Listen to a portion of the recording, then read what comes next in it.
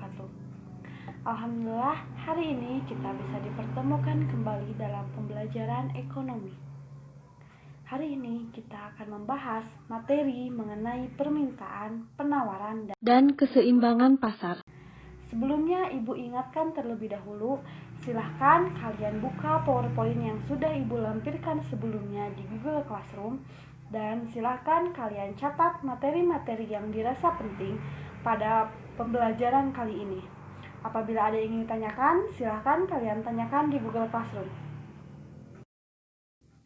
Sebelum kita memulai materi yang lebih jauh, kita harus lebih tahu dulu apa itu permintaan dan apa itu penawaran.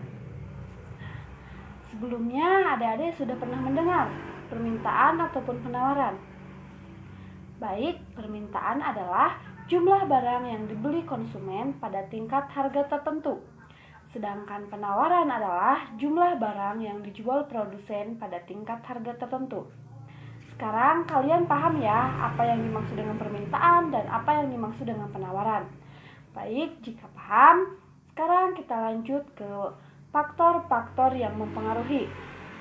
Sebelumnya kita bahas terlebih dahulu faktor-faktor yang mempengaruhi permintaan.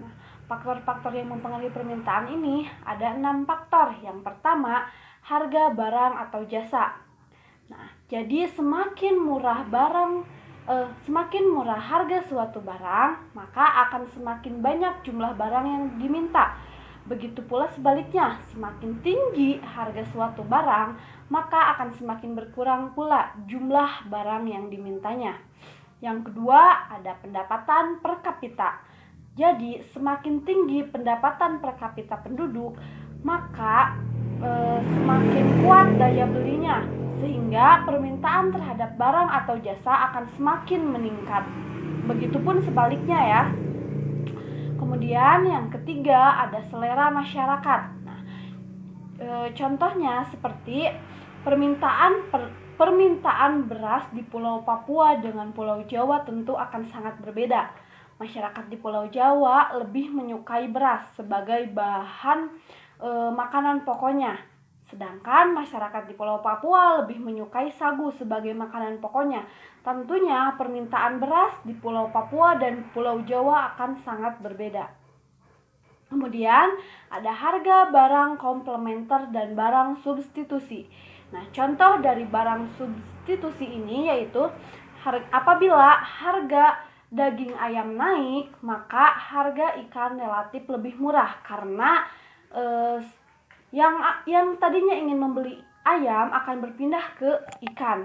Kemudian sehingga permintaan ikan pun akan meningkat. Kemudian contoh barang komplementer adalah apabila harga kopi turun, maka permintaan terhadap kopi dan gula akan meningkat.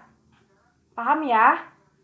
Nah, kemudian ada distribusi pendapatan. Nah, apabila distribusi pendapatan ini tidak merata, maka akan menyebabkan daya beli masyarakat menurun. Hal ini akan menyebabkan permintaan terhadap suatu barang pun akan menurun juga. Kemudian yang keenam ada perkiraan harga di masa mendatang. Nah, apabila harga diperkirakan naik di masa mendatang, maka orang akan terdorong untuk membeli barang tersebut. Hal ini akan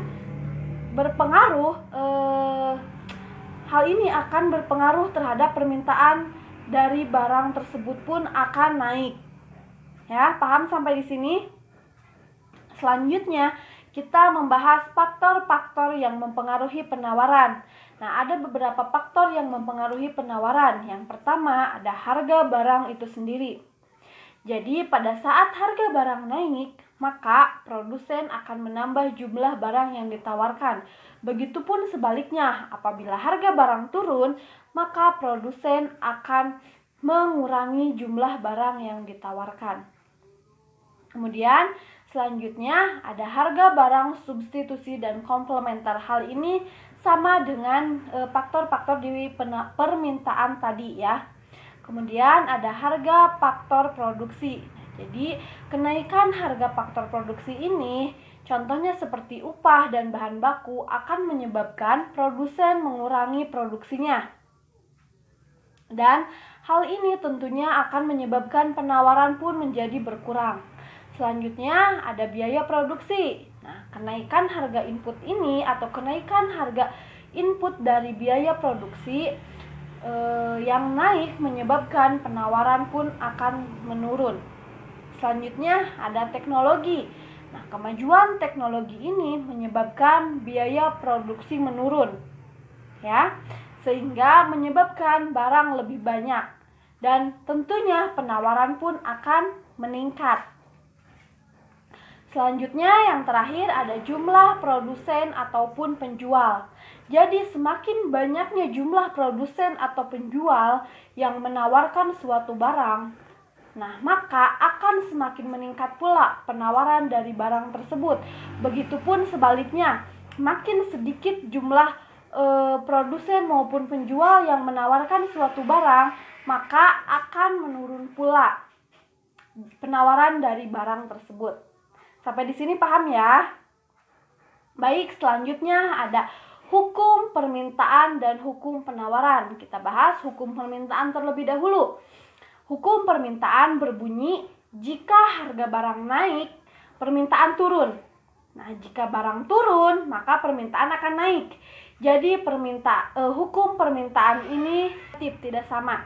Jadi apabila barang naik, permintaan turun. Jika barang turun, permintaan naik. Nah, sedangkan hukum penawaran yaitu jika harga barang naik, maka penawaran akan naik. Apabila jika harga barang turun, maka penawaran pun akan turun. Nah, hukum penawaran ini positif. Ya, jika barang naik, maka penawaran pun akan naik. Kemudian kebalikannya, jika barang turun, maka penawaran pun akan turun. Selanjutnya kita bahas mengenai kurva permintaan. Nah, kurva permintaan ini bergerak dari kiri atas ke kanan bawah. Hal ini dikarenakan hubungan antara harga dan jumlah barang yang diminta berhubungan negatif. Ya, sesuai dengan hukum permintaan tadi. Kemudian ada pergeseran kurva permintaan. Nah, jadi ketika jumlah permintaan naik, maka kurva akan bergeser ke kanan atas. Ketika jumlah penawaran turun, maka kurva bergeser ke kiri bawah. Kemudian ada kurva penawaran. Nah, kurva penawaran ini bergerak dari kiri bawah ke kanan atas atau dari kanan atas ke kiri bawah. Hal ini dikarenakan hubungan antara harga dan jumlah barang yang ditawarkan berhubungan positif. Hal ini sesuai dengan hukum penawaran tadi. Nah, adapun pergeseran dari kurva penawaran. Jadi, ketika jumlah penawaran naik, maka kurva bergeser ke kanan bawah. Ketika jumlah penawaran turun, maka kurva bergeser ke kiri atas. Paham ya? Selanjutnya kita akan membahas mengenai rumus fungsi dari permintaan dan penawaran. Rumus fungsi permintaan ini Q/D sama dengan A dikurangi B P. Nah, sedangkan penawaran adalah QS sama dengan negatif A ditambah B P. Jadi B kali P ya. Di mana A dan B ini adalah konstanta, P adalah harga barang, dan Q adalah jumlah barang. Paham ya? Dan ingat juga rumusnya. Kemudian kita bahas mengenai keseimbangan pasar. Nah, keseimbangan pasar ini adalah keadaan di mana jumlah yang ditawarkan para penjual pada suatu harga tertentu sama dengan jumlah yang diminta para pembeli pada harga tertentu. Rumus dari keseimbangan pasar ini adalah Q/D sama dengan QS. Nah, adapun pergeseran keseimbangan pasar ini dipengaruhi oleh beberapa faktor. Yang pertama, bertambahnya permintaan. Jadi, bertambahnya permintaan ini akan menyebabkan bergesernya kurva permintaan ke sebelah kanan dari D ke D1, sehingga keseimbangan juga akan bergeser dari E ke E1. Bisa diperhatikan kurvanya. Kemudian yang kedua ada berkurangnya permintaan. Nah, berkurangnya permintaan ini akan menyebabkan bergesernya kurva permintaan ke sebelah kiri dari D ke D2, sehingga keseimbangan juga akan bergeser dari E ke E2. Selanjutnya ada bertambahnya penawaran. Nah, bertambahnya penawaran ini akan menyebabkan bergesernya kurva penawaran ke sebelah kanan dari S ke S1, sehingga keseimbangan juga bergeser dari E ke E1. Kemudian selanjutnya ada berkurangnya penawaran.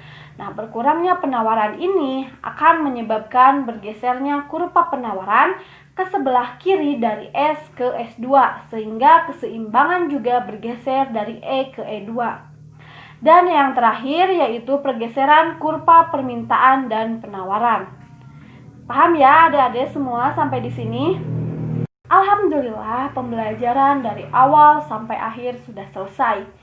Semoga kalian dapat mengerti materi mengenai permintaan dan penawaran, dan semoga kalian bisa membedakan bagaimana permintaan dan bagaimana penawaran, dan kalian juga bisa mengetahui bagaimana terbentuknya keseimbangan pasar. Silahkan apabila ada yang ingin tanyakan, langsung kalian tanyakan saja di Google Classroom. Dan juga silahkan kalian pelajari materi mengenai elastisitas permintaan, penawaran, dan juga struktur pasar untuk materi minggu depan. Sampai jumpa minggu depan, tetap semangat dan jaga kesehatan. Wassalamualaikum warahmatullahi wabarakatuh.